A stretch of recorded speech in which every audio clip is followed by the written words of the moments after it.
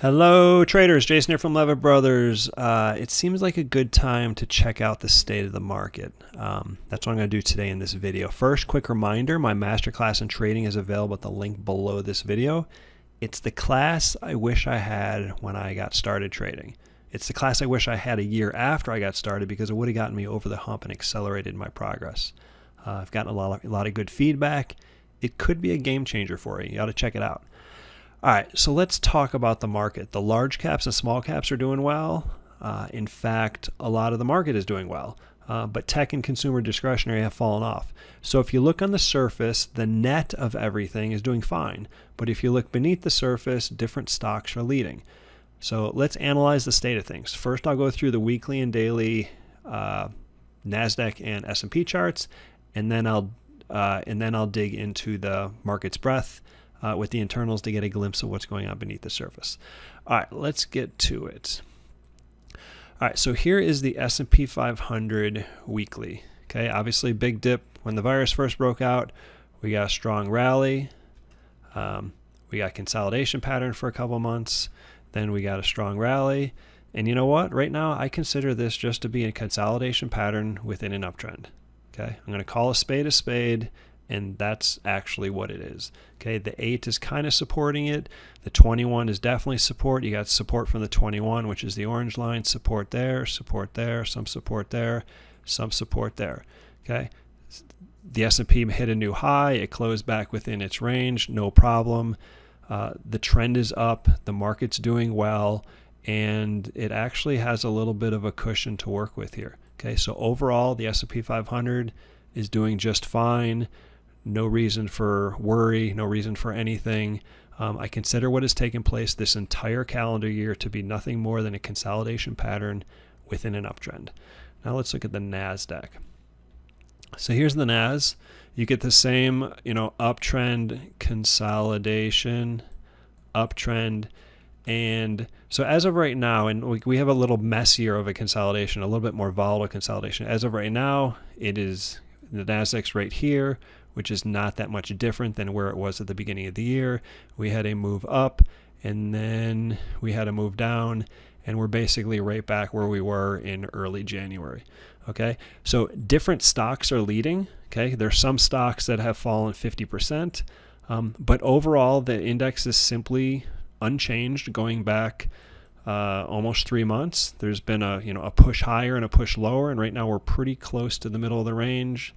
The range being something like that. So the Nas is not doing as well as the S&P 500, but I still consider it to be in a consolidation pattern within an uptrend.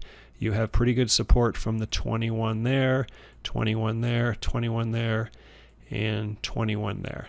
Okay, so is it doing fantastic? No, but is it doing bad? It's not doing bad either. Okay, so it probably would not be wise to get too bearish here. Now let's look at the daily charts. So here's the S&P daily. With this one, I can't really say where support and resistance are.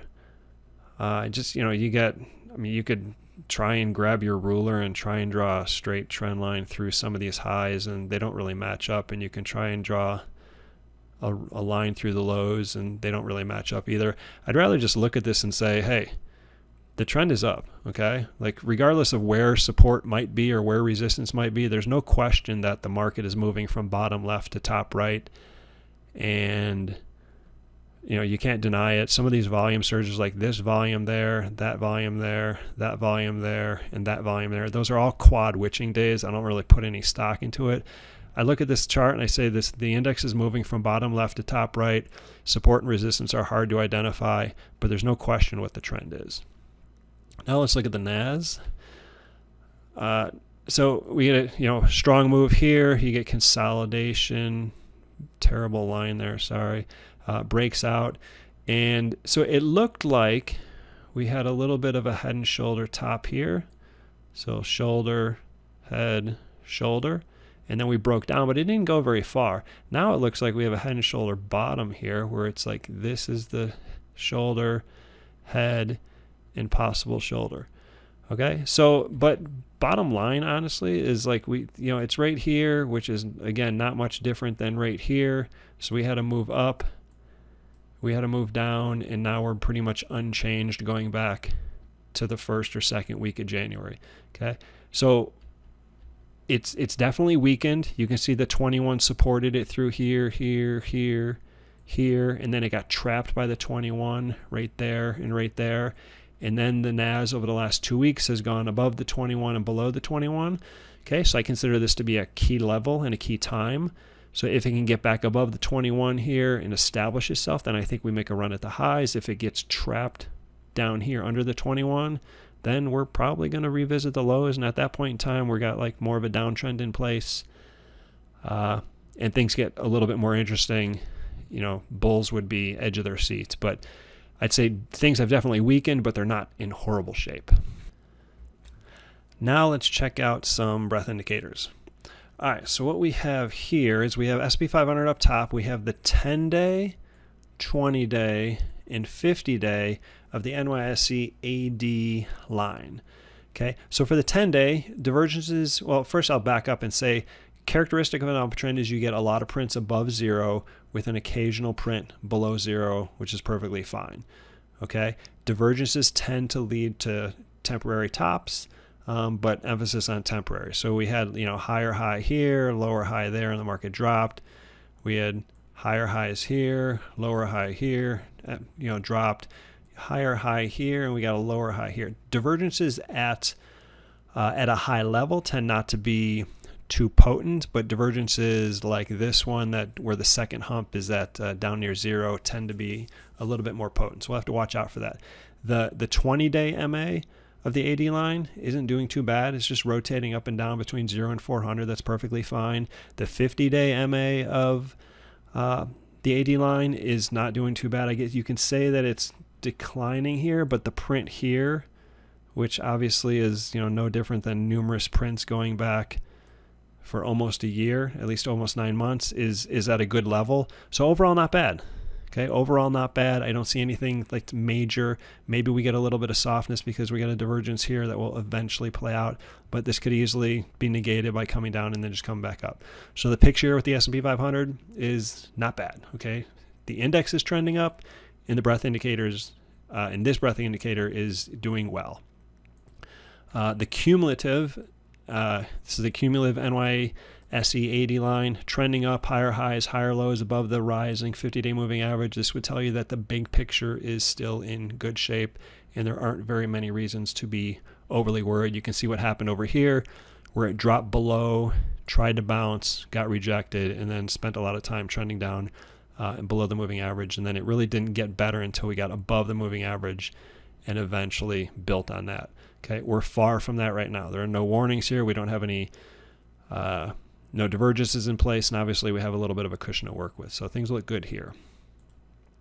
Here is the Nasdaq versus the 10-day, 20-day, and 50-day AD volume line. So this print here, and this print here were the highest prints in like 20 plus years. So the buying that took place in here was the best buying we've had in 20 plus years. At least it was the most consistent. So that's pretty darn good. The drop here, this one nearly matched the virus lows, and then the drop here just took it down to zero. Overall, not bad. We dropped to a low level, recovered. This level is pretty good. Over here, we've dropped to zero, and we're basing here. And although the trend here is down, it's still much higher than, you know, any time going back several months. So overall, market, this isn't doing too bad. Now, if the 10, falls here and gets trapped under zero, we got a little bit of an issue. If the 20-day drops below zero and can't recover, we got a little bit of an issue. But taking a snapshot of right now, what's going on, the picture isn't that bad. It certainly isn't as bad as it seems if you look at some of the tech stocks that have taken hits. Backing up a little bit, here's the cumulative 80 volume line. We hit a new high last week. Okay, so the trend is up. We got a cushion to work with between the current price and the 50-day moving average. Not that the 50 is some sort of magic level, but it does kind of give us perspective. But overall, not bad. I mean, if you didn't have access to the Nasdaq here and you only had access to this, you'd say, hey, the market's doing strong, it's trending up. Advancing volume is consistently beating declining volume, and so overall the market's doing well. Different stocks might be doing well, but overall, the net of it is the market's doing fine. All right, so here is NYSE new highs, Nasdaq new highs against the S&P 500. Characteristic of an uptrend is you get new highs just rotate up and down at a decent level. That's the characteristic of an uptrend. The market doesn't really run into trouble until you get low prints that fail to recover. But we've had really good rotating up and down. A lot of stocks are hitting new highs. The average right now, the 10-day average of new highs is up here, which is higher than any time in the last year. The average number of Nasdaq stocks hitting new highs is probably average over the last couple of months, which was greater than any time going back before that. So you could argue that we got a negative divergence in place here. Maybe it's noteworthy, but as long as we get, oscillating prints over here, the market should be in good shape. Okay. If you're in the right stocks, you're doing fine. If you're in the wrong stocks, then you're wondering how the heck is new highs maintaining such a good level? Because I'm in the wrong stocks. If you're in the wrong stocks, then your stocks aren't doing well, and you're wondering what the heck is making a new high. But the reality is, if you're playing the right stocks, you're doing just fine, because there are stocks every day hitting new highs. Looking at the data a little bit different, these are large cap new highs, mid cap new highs, small cap new highs. So what we see here is we got big block of new highs, big block new highs, big block new highs. Okay, they fell off here, recovered, fell off here, recovered, fell off here, recovered. The market doesn't typically get into big trouble until you get a low print like here, and then there's no recovery, and you get a low print here, no recovery, low print here, no recovery. Even in here where you got a low print but the recovery was weak and then it went back down, so not surprised that we got like a second leg down there. But these prints over here are so good that it's hard for me to be bearish. Okay, and I know I'm in the minority by being somewhat bullish here, but the internals would suggest that there are a lot of stocks hitting new highs and the market's not in bad shape. As long as you're focused on the right stocks, you're doing fine. Here are NYSE new lows, Nasdaq new lows, and S&P 500. So NYSE new lows, they crept up, and now there was zero. On Friday, the number was zero. On the Nas, it spiked higher, came down to a decent level, and then moved up on Friday. Okay, something to watch out for. Okay, not a concern yet, but certainly you don't want to see too many new lows at the Nasdaq. That would suggest something's kind of brewing. Not a concern yet, but certainly something to keep an eye on. All right, here is the S&P 500 versus the percentage of S&P 500 stocks above their 20-day moving average, above their 50-day moving average, and a percentage of S&P stocks above their 200-day moving average. So when the market's doing well, this is what you get. You get steady prints, mostly above zero, with occasional dips below zero. Okay, and as long as those dips recover quickly within a week or so, you're fine. And that's exactly what we've gotten. Here's percentage of stocks above their 50-day moving average. Okay, same thing. Spends a lot more time above zero. You occasionally get a dip below zero, but as long as those dips are short-lived, then the market does fine. And then, of course, with the 200, you got elevated prints here. So there's nothing here that would suggest the market's in big trouble. Okay, all these are well over zero. All these are well over 50%, I should say. And they're doing well, and there are no divergences in place, and there's nothing that really stands out as being alarming. Could you get a dip? Sure, absolutely. You can, this can dip to like 50%, a little bit lower and recover. This could certainly drop back down, but there's nothing here that suggests that something really bad is brewing. Okay, the S&P hit a new high last week, and I would say this print here, this print here supports those new highs. Here is a little bit different story. This is more of a problem. So you have the Nasdaq versus the Nasdaq 100 stocks above their 50-day moving average and Nasdaq 100 stocks above their 200-day moving average. So we have a divergence here that played out in mid-February. The Nasdaq moved to higher highs. This was an all-time high. The number of Nasdaq 100 stocks above their 50-day moving average put in a lower high. So over here you had 90% of stocks, and over here it was more like 75%. So 15% less stocks were above their 50-day moving average, which is a little bit of a warning. Not a surprise that the market dropped here. Then this thing dropped pretty hard, recovered back to 50%, but then by Friday it dropped back. So right now it's only at like 40%. Okay, so this is a little bit of a problem. Okay, market's probably not going to do well if this remains the case. If the percentage of NDX stocks can get above 50% and maintain itself up here, the market will do fine.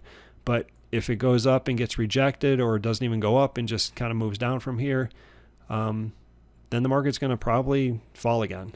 Okay, so we can't have less than 50% of the NDX stocks moving up or not moving up, but to be above the 50-day moving average and have the market do well. It's probably not going to happen. Yes, different stocks could lead, but they could lead for a short period of time, but they're not going to. The market isn't going to rally uninterruptedly if this many high-quality Nasdaq 100 stocks are failing to be above their 50-day moving average. Okay, so it's something to keep an eye on. This is probably key going into next week, and probably for the next 2 weeks, to see how many Nasdaq 100 stocks can climb above their 200-day moving or 50-day moving average versus how many can't. Okay, so to sum everything up, the S&P is doing fine.